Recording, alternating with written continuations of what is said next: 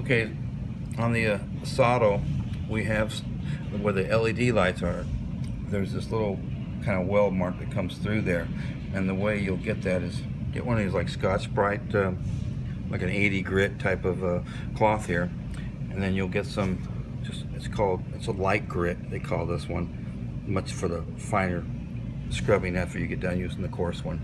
And you'll go down here and make sure you don't have any kind of coating on there when you first got it. And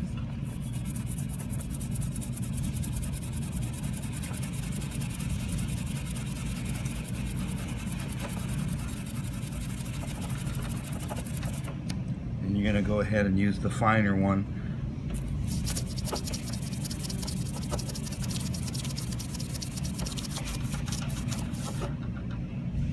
That's all you have to do.